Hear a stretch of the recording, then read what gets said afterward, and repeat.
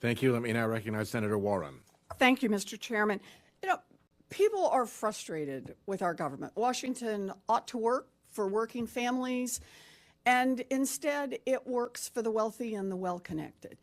And that's our problem. How do we solve that? Transparency is not going to solve it all by itself, but at least it is a first step. So I want to ask some questions around that. Mr. Noble, I know that we have pretty good rules that require candidates to disclose direct contributions, but outside the four corners of a campaign, how effective is the current law at making sure that the public knows who's funding efforts to influence our elections? It's not effective at all.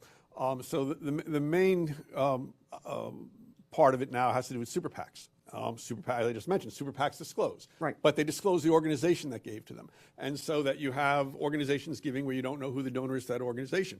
If you're lucky enough to figure out who the donor to that organization is, you might find out it was two other organizations.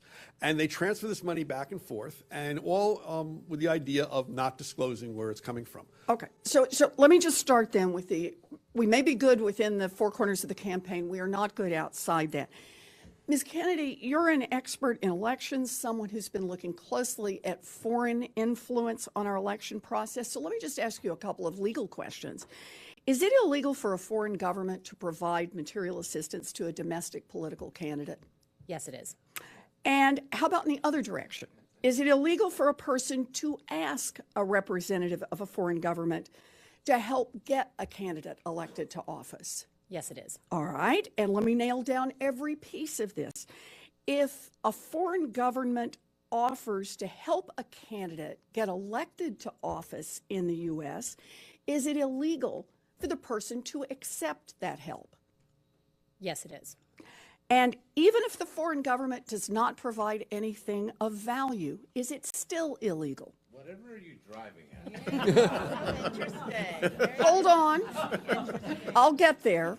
For that essentially attempted solicitation, yes, it is. All right, so it's all still illegal.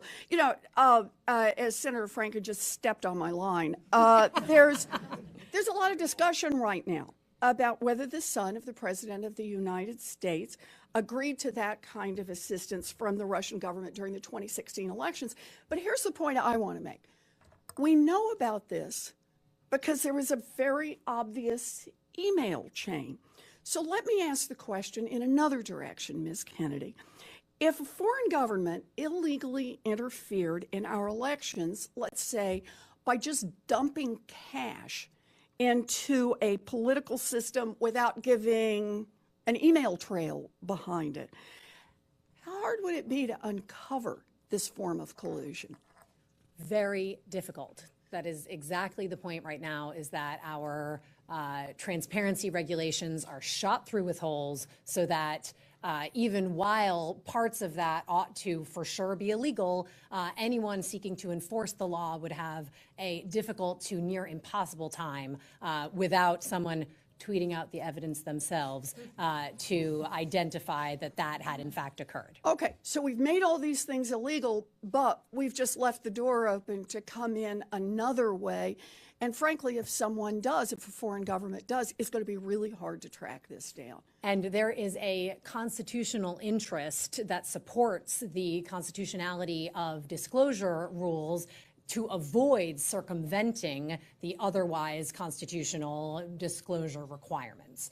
So in addition to a voter's right to know and our ability to defend our own polity against foreign influence, that's exactly right. To prevent the circumvention is a freestanding reason why it is constitutional to require this transparency. Well, so I really appreciate your being here. I appreciate this point. But, you know, this is one of those things that it seems to me should not be partisan.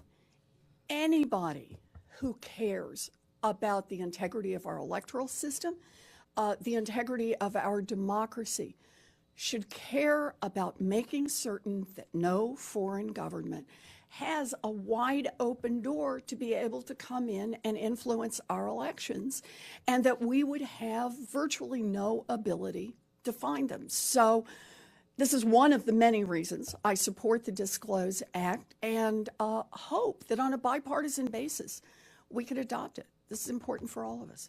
Thank you, Senator Warren.